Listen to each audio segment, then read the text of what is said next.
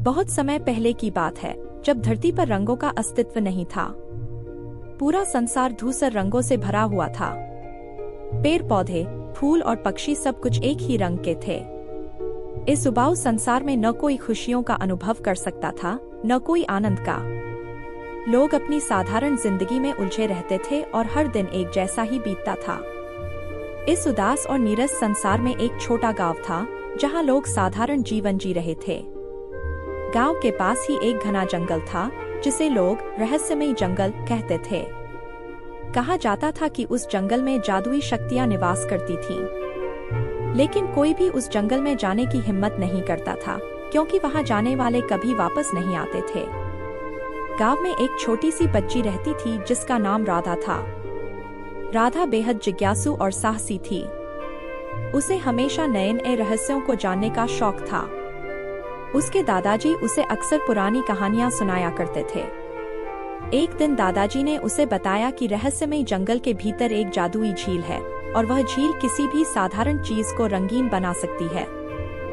राधा की आंखें चमक उठीं और उसने फैसला किया कि वह इस झील को ढूंढेगी। अगली सुबह राधा अपने सफर पर निकल पड़ी। वह जंगल के रास्ते पर बढ़ती गई। चारों तरफ पेड़ों का घना जाल था और जंगल की आवाजें उसके दिल को भयभीत कर रही थीं। लेकिन राधा ने हार नहीं मानी। उसने दादाजी की कहानियों को याद किया और अपने कदमों को तेजी से बढ़ाया।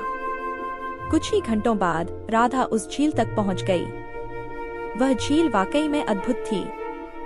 झील का पानी नीला और चमकीला था, जैसे उसमें किसी ने आसमान को कैद कर दिया हो।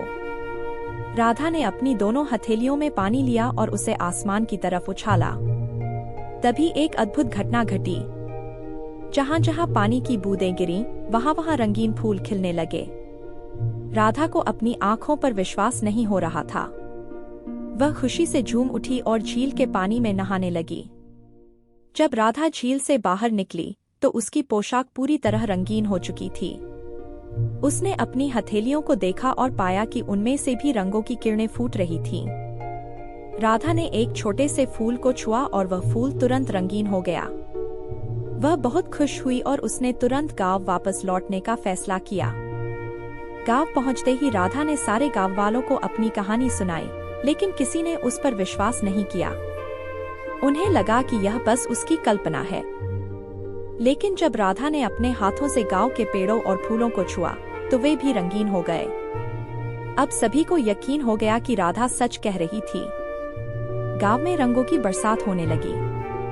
हर तरफ रंग बिरंगे फूल खिलने लगे, पेड़ हरे भरे हो गए और पक्षियों के पंख रंगीन हो गए। लेकिन सबसे अद्भुत दृश्य तब देखने को मिला जब राधा ने एक साधारण सफेद पतंग को उड़ाने की कोशिश की। जैसे ही पतंग हवा में ऊंची उठी, वह रंग बिरंगी हो गई और उसमें से छोटी छोटी तितलियां निकलने लगीं। यह तितलियां राधा के चारों ओर उड़ने लगीं। गांव के लोग आश्चर्यचकित हो गए और खुशी से झूम उठे। राधा ने उन तितलियों को आकाश की ओर उड़ा दिया। तितलियां अपने पंखों को फैलाकर आकाश में उड़ने लगीं और पूरे संसार में रंग बिखेरने लगीं। लोग इस अद्भुत दृश्य को देखकर मंत्रमुग्ध हो गए। अब धरती पर रंगों की कमी नहीं रही और हर जगह खुशी और आनंद फैल गया। राधा की कहानी पूरे संसार में फैल गई। लोग उसे रंगों की देवी के नाम से पुकारने लगे। गांव का नाम भी बदलकर रंगीन गांव रख दिया गया। अब हर साल वहां एक बड़ा उत्सव मनाया जाने लगा, जिसमें लोग तितलियों की पूजा करते और रंग बिरंगी पतंगे उड़ाते। समय के साथ राधा भी बड़ी हो गई और उसने रंगीन गांव में ही अपनी एक छोटी सी झोपड़ी बना ली। वह हमेशा मुस्कुराती रहती थी और गांव वालों की मदद करती रहती थी। वह कभी भी उस जादुई झील को नहीं भूली, जिसने उसे यह अद्भुत शक्ति दी थी। कई साल बाद जब राधा बहुत बूढ़ी हो गई, तो उसने गांव वालों को एक आखिरी बार इकट्ठा किया। उसने उन्हें बताया कि अब उसका समय आ गया है और वह हमेशा के लिए उस झील के पास जाना चाहती है। गांव वाले उसे रोकना चाहते थे, लेकिन राधा ने उन्हें समझाया कि यह उसकी नियति है। अगली सुबह राधा झील के पास गई और उसकी पानी में अपना चेहरा देखा। वह हंस दी और फिर धीरे धीरे झील में उतर गई।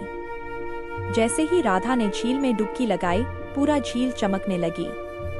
आकाश में हजारों तितलियां उड़ी और राधा का शरीर धीरे धीरे उनमें बदलने लगा। आखिरकार राधा पूरी तरह तितलियों में बदल गई और वे तितलियां आकाश में उड़ते हुए दूर चली गईं। गांव के लोग उसे देख रहे थे और उनकी आंखों में आंसू थे। उन्होंने राधा को कभी नहीं भूला और हर साल उसके सम्मान में एक उत्सव मनाते रहे। कहा जाता है कि जब भी कोई गांव वाला दुखी होता था तो राधा की तितलियां आकर उसके चारों ओर उड़ने लगती और उसके जीवन में रंग और खुशियां भर देती। और इस तरह से तितलियां इस धरती पर आईं और हमारे संसार को रंगों से भर दिया। तितलियां न केवल प्रकृति का एक अद्भुत उपहार हैं, बल्कि वे राधा की साहसिकता और उसकी अनंत खुशी का प्रतीक भी हैं। जब भी आप एक तितली को देखेंगे तो यह कहानी आपको याद आएगी और आप मुस्कुराने लगेंगे, जैसे राधा मुस्कुराई थी।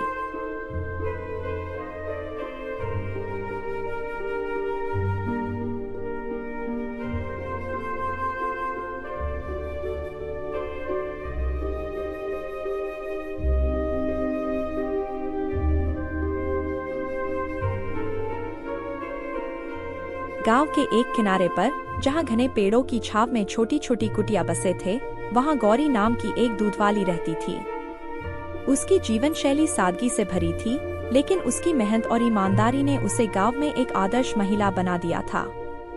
गौरी की दुनिया उसके परिवार, उसकी गाय और रोजमर्रा के कामों के इर्द गिर्द घूमती थी। उसकी माँ उसे हमेशा सिखाती थी कि ईमानदारी और मेहनत से बढ़कर कोई चीज नहीं होती। गौरी की माँ उसे अपने बचपन की कहानियां सुनाती थी, जिसमें उसने कठिनाइयों से लड़कर अपना जीवन जिया था। यह सब सुनकर गौरी में भी एक अदम्य साहस और मेहनत की भावना उत्पन्न हुई। वह भी अपनी माँ की तरह अपने काम में निष्ठा रखती थी। गौरी के परिवार में उसके माता पिता और एक छोटा भाई था। उसके पिता वृद्ध हो चुके थे और अब खेतों में काम करने की स्थिति में नहीं थे। उसकी माँ भी स्वास्थ्य कारणों से घर के छोटे मोटे काम ही कर पाती थी, इसलिए घर की आर्थिक जिम्मेदारी गौरी के कंधों पर आ गई थी। उसका छोटा भाई अभी पढ़ाई कर रहा था और गौरी चाहती थी कि वह अच्छी शिक्षा प्राप्त करे ताकि भविष्य में उसका जीवन बेहतर हो सके। हर सुबह गौरी जल्दी उठती, अपनी गाय का दूध निकालती और उसे बेचने के लिए शहर के बाजार में जाती। यह उसका रोज का काम था और इसी से उसके परिवार का गुजारा होता था। गौरी का सपना था कि वह अपने भाई को अच्छी शिक्षा दिलाए ताकि वह एक दिन कुछ बड़ा कर सके और उनका परिवार गरीबी से बाहर आ सके। गौरी की गाय, जिसे वह प्यार से लक्ष्मी कहती थी, उसके लिए केवल एक जानवर नहीं थी। लक्ष्मी उसके जीवन का अभिन्न हिस्सा बन चुकी थी। वह गाय बहुत स्नेही और समझदार थी। गौरी जब भी उसके पास जाती, वह उसे अपनी आंखों से पहचान लेती और उसके पास आकर सिर झुका देती। गौरी भी उसे अपनी सबसे अच्छी दोस्त मानती थी और उसकी देखभाल में कोई कमी नहीं रखती थी। लक्ष्मी का दूध ही गौरी और उसके परिवार के लिए रोजी रोटी का साधन था। गौरी जब भी लक्ष्मी का दूध निकालती तो वह मन ही मन लक्ष्मी का धन्यवाद करती और उसे आशीर्वाद देती। लक्ष्मी का दूध बाजार में बहुत पसंद किया जाता था और लोग उसे खरीदने के लिए हमेशा तैयार रहते थे। गौरी की मेहनत और ईमानदारी की चर्चा पूरे गांव में थी। लोग उसकी तारीफ करते नहीं थकते थे। गांव के बड़े बुजुर्ग हमेशा कहते थे, गौरी जैसी लड़की अगर हर घर में हो तो कोई भी परिवार कभी दुखी नहीं रहेगा। गौरी को अपने काम पर गर्व था, लेकिन वह बहुत ही विनम्र और शालीन थी। वह हमेशा दूसरों की मदद के लिए तैयार रहती थी और किसी से कुछ पाने की उम्मीद नहीं रखती थी। गौरी की सादगी और ईमानदारी का गांव के बच्चों पर भी गहरा प्रभाव था। वे उसे अपना आदर्श मानते थे और उसके जैसे बनने की कोशिश करते थे। गौरी कभी भी किसी को निराश नहीं करती थी। वह बच्चों को सिखाती थी कि जीवन में मेहनत और ईमानदारी ही सफलता की कुंजी है। एक दिन जब गौरी अपनी बाल्टी में दूध भरकर शहर की ओर जा रही थी, तो उसके मन में कई ख्याल आने लगे। वह सोचने लगी, अगर मैं इस दूध को बेचकर कुछ और पैसे कमा लूं, तो मैं और भी चीजें खरीद सकती हूँ। हो सकता है कि मैं कुछ मुर्गियां खरीद लूं। मुर्गियां अंडे देंगी और मैं उन्हें बेचकर और पैसे कमा सकूंगी। फिर उन पैसों से मैं कुछ और चीजें खरीद सकती हूँ। धीरे धीरे मैं इतनी धनवान हो जाऊंगी कि मेरे पास अपना खुद का एक छोटा सा व्यवसाय होगा। गौरी के ये ख्याल उसे बहुत खुश कर रहे थे। वह अपने भविष्य के सपनों में खोने लगी। उसने सोचा, जब मैं अमीर हो जाऊंगी तो मैं एक सुंदर पोशाक खरीदूंगी। जब मैं इसे पहनकर गांव में निकलूंगी तो सभी लोग मेरी ओर देखेंगे और मेरी तारीफ करेंगे। शायद गांव का सबसे अमीर लड़का भी मुझसे शादी करने के बारे में सोचेगा। गौरी का मन अब सपनों के महल में विचरण कर रहा था। उसने अपनी कल्पना में देखा कि उसने नई नई चीजें खरीद ली हैं। उसने अपने घर को अच्छे से सजाया है और उसके पास एक छोटा सा व्यवसाय भी है। उसके भाई की पढ़ाई पूरी हो गई है और वह एक अच्छी नौकरी कर रहा है। उसके माता पिता अब बूढ़े नहीं लगते क्योंकि उन्होंने कभी किसी चीज की कमी नहीं देखी। गौरी को यह सब सोचकर बहुत खुशी हो रही थी।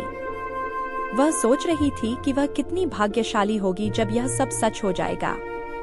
उसने अपनी चाल तेज कर ली ताकि वह जल्दी से बाजार पहुंचकर दूध बेच सके और इन सपनों को सच करने के लिए पैसे कमा सके। जैसे ही गौरी अपने सपनों में डूबी हुई थी, उसकी चाल और तेज हो गई। उसके चेहरे पर एक मुस्कान थी और उसकी आंखों में चमक थी। लेकिन तभी अचानक उसका पैर एक छोटे से पत्थर से टकरा गया। वह संतुलन खो बैठी और उसके सिर पर रखी बाल्टी नीचे गिर गई। दूध की बाल्टी गिरते ही सारा दूध जमीन पर फैल गया। गौरी हक्की बक्की रह गई। उसे एकदम से समझ में नहीं आया कि क्या हुआ। उसने अपनी बाल्टी उठाई, लेकिन अब उसमें दूध की एक भी बूंद नहीं बची थी। उसके चेहरे पर उदासी छा गई और उसकी आंखों में आंसू भर आए। उसके सारे सपने एक झटके में बिखर गए थे। गौरी अपने आप से बहुत नाराज थी। उसने सोचा, मैंने क्या किया? मैं अपने काम पर ध्यान नहीं दे रही थी और अब मैंने सब कुछ खो दिया। उसे इस बात का एहसास हुआ कि उसने केवल सपने देखने में ही समय बर्बाद किया और अपने असली काम से ध्यान हटा लिया। गौरी खाली हाथ घर लौटने को मजबूर थी। वह रास्ते भर यही सोचती रही कि उसने कितनी बड़ी गलती की है। उसे समझ में आ गया था कि केवल सपने देखना ही काफी नहीं होता, उन्हें पूरा करने के लिए मेहनत और सावधानी भी जरूरी होती है। इस घटना के बाद गौरी ने ठान लिया कि वह अब कभी भी अपने काम में लापरवाही नहीं करेगी। उसने अपने जीवन में एक नया लक्ष्य निर्धारित किया। वह अब से अपने हर काम को पूरी निष्ठा और ध्यान से करेगी ताकि उसे कभी भी पछताना न पड़े।